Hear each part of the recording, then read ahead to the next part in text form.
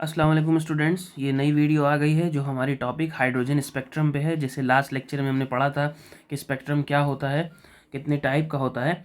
ठीक है, तो अब हम इसमें पढ़ेंगे एक पर्टिकुलर एटम के ऊपर, हाइड्रोजन एटम के ऊपर। ठीक है, तो हाइड्रोजन का स्पेक्ट्रम कैसा होता है। ठीक, तो हाइड्रोजन के स्पेक्ट्रम को समझने के लिए पहले हमको समझना पड़ेगा इसमें स्पेक्ट्रम किस टाइप का होता है। ठीक है, हम क्या करते हैं, एक ट्यूब लेते हैं, डिस्चार्ज ट्यूब जिसको बोला जाता है। इसके अंदर ऐसे इलेक्ट्रिक करंट पास करते हैं और इसके अंदर हम हाइड्रोजन गैस भर देते हैं। ठीक है, जब हम हाइड्रोजन गैस फिल करके इसमें हम करंट पास करते हैं लो प्रेशर पे। ठीक है, जैसा हमने कैथोड रे एक्सपेरिमेंट में पढ़ा था कि लो प्रेशर पे करेंगे तभी हमको दिखाई देती है लाइट। ठीक है, तो इसी तरह से हम हाइड्रोजन गैस को इसमें फिल करके लो प्रेशर पे इसको क्या करते हैं, करंट पास करते हैं, डिस्चार्ज करते हैं। इसको करंट पास होता है तो इसमें से ब्लूइश लाइट जो होती है निकलती है। ठीक है, इसमें से क्या निकलती है, ब्लूइश लाइट निकलती है। ठीक, इसको अगेन वही सेम प्रोसेस स्लिट के थ्रू पास आउट किया जाता है। ठीक है, तो स्लिट के थ्रू जब हम पास करते हैं तो एक पर्टिकुलर बीम आती है। उस बीम को हम जब प्रिज्म लगा के आगे डिस्पर्स करते हैं तो हम नोटिस करते हैं कि हमको जो है डिसकंटिन्यूअस लाइन स्पेक्ट्रम मिलता है। ठीक है ना, जैसे ये हमारा फोटोग्राफिक प्लेट लगी हुई है यहाँ पे। ठीक है, तो हमको यहाँ पे क्या मिलेगा, डिसकंटिन्यूअस स्पेक्ट्रम मिलता है। ठीक है, फोटोग्राफिक प्लेट के ऊपर हमको क्या मिलेगा, डिसकंटिन्यूअस स्पेक्ट्रम। इसी स्पेक्ट्रम को बोला जाता है इमिशन स्पेक्ट्रम ऑफ हाइड्रोजन। इसको हम लोग बोलते हैं क्या, इमिशन स्पेक्ट्रम ऑफ हाइड्रोजन। ठीक है, तो अब हम जब इसके ऊपर इस फोटोग्राफिक प्लेट के थ्रू हम जब इसके ऊपर और एक्सपेरिमेंट, मतलब हम साइंटिस्ट लोग इस पर एक्सपेरिमेंट करते हैं तो कई सारे आइसोलेटेड शार्प लाइंस मिलती है। ठीक है, जब उसकी वेवलेंथ कैलकुलेट की जाती है तो नोटिस किया जाता है, मतलब ये जो हमको अलग अलग रेडिएशंस डिस्पर्स होके मिले, जब इनकी वेवलेंथ कैलकुलेट की गई तो ये नोटिस किया गया कि ये विजिबल रेंज में भी आ रहे थे। ठीक है, अल्ट्रा वायलेट रेंज में भी आ रहे थे और साथ ही साथ इंफ्रारेड रेंज में भी आ रहे थे।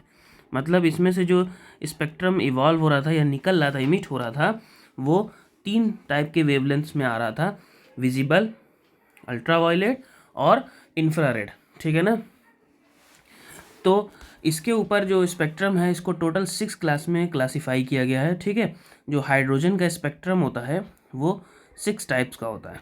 ठीक है, हाइड्रोजन का स्पेक्ट्रम 6 टाइप्स का होता है। इसमें नाम दिया गया है जैसे लाइमन सीरीज़। ठीक है, इसके बाद फिर आता है हमारा बाल्मर सीरीज़। इसके बाद फिर आता है हमारा पास्चन सीरीज़। अगेन देन आता है हमारा ब्रैकेट सीरीज़। ठीक है, इसके बाद लास्ट आता है फुंड सीरीज़। ठीक, अच्छा ये अलग अलग नाम क्यों दिए गए, देखिए लाइमन नाम के साइंटिस्ट थे, उन्होंने इसके बताया था, बाल्मर नाम के, इसी तरह से पास्चन, ब्रैकेट और फुंड, मतलब ये सारे साइंटिस्ट के नाम के बेस पे। ठीक है, तो जो लाइमन सीरीज़ होती है, जो उसका वेवलेंथ होता है वो अल्ट्रा वायलेट रेंज में आता है। ठीक है, और बाल्मर सीरीज़ का विजिबल लाइट में आता है, पास्चन सीरीज़ का इंफ्रारेड में आता है, ब्रैकेट का भी इंफ्रारेड में और फुंड का भी इंफ्रारेड में।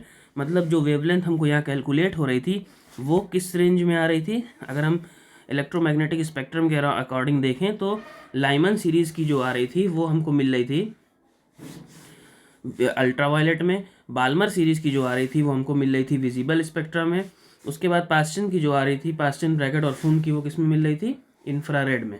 ठीक है, तो इस तरह से हमको अलग अलग वो मिलता है।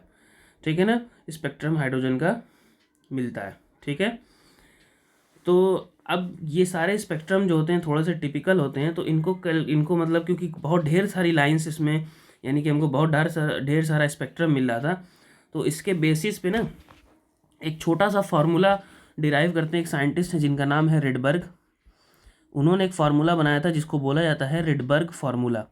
ठीक है, ईयर 1890 की बात है, इन्होंने एक रिडबर्ग फार्मूला बनाया था। ठीक, जो कि एक सिंपल थ्योरेटिकल वे है पूरे वेवलेंथ की लाइन को कैलकुलेट करने के लिए। ठीक है ना, for calculation of wavelengths of this spectrum. ठीक है, for calculation of wavelength of this spectrum, मतलब ये जो स्पेक्ट्रम हाइड्रोजन का हमको मिल रहा है इसकी वेवलेंथ का कैलकुलेशन करने के लिए। तो जो इक्वेशन उन्होंने दिया था वो इक्वेशन था न्यू बार, यानी wave number is equals to R in the bracket 1/n1 square minus 1/n2 square. ठीक है, ये फार्मूला उन्होंने दिया था, जहाँ पे न्यू बार होता है वेव नंबर, आर जो होता है हमारा होता है रेडबर्ग कांस्टेंट। ठीक है, रेडबर्ग कांस्टेंट जिसकी वैल्यू अप्रॉक्सीमेटली इक्वल होती है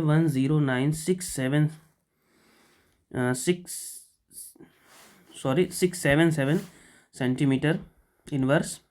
ठीक है, इसकी वैल्यू होती है।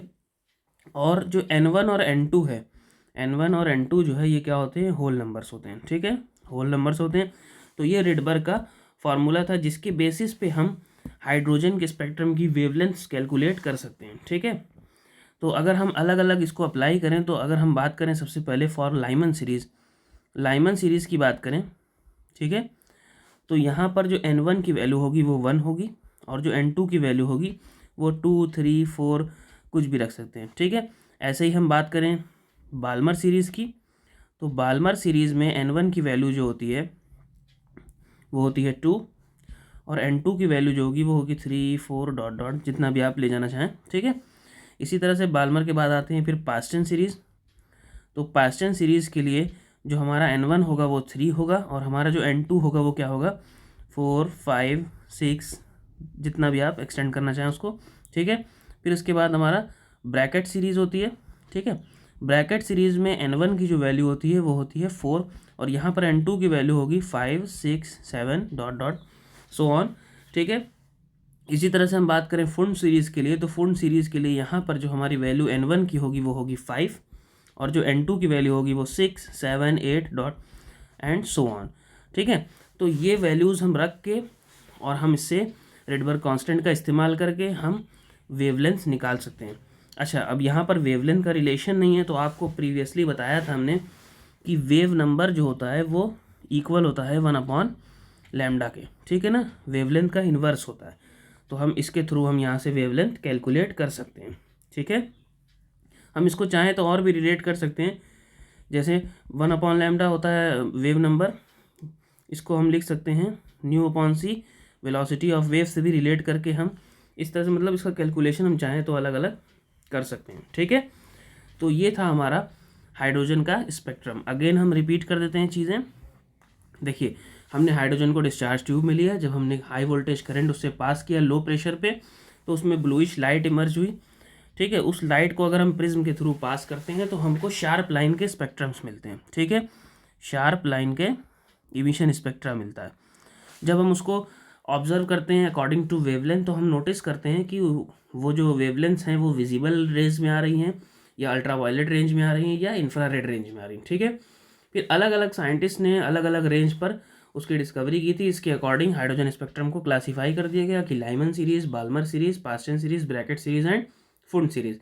फिर उनके जो कैलकुलेशंस थे उनके बेसिस पे उसको वेवलेंथ की सीरीज़ को मैनेज किया गया। ठीक है, फिर 1819 में रेडबर्ग ने एक थ्योरेटिकल फार्मूला बनाया जो कि होता है nu bar equals to R 1/n1 square minus n2 square. ठीक है, इस फार्मूले के बेसिस पे हम किसी भी रेंज की वेवलेंथ कैलकुलेट कर सकते हैं बाय यूजिंग दीज वेरिएबल्स। ठीक है, तो लाइमन सीरीज़ में हमेशा n1 की वैल्यू 1 रहेगी, बाल्मर में 2 रहेगी, पास्टन में 3 रहेगी, ब्रैकेट में 4 और फुंड में 5।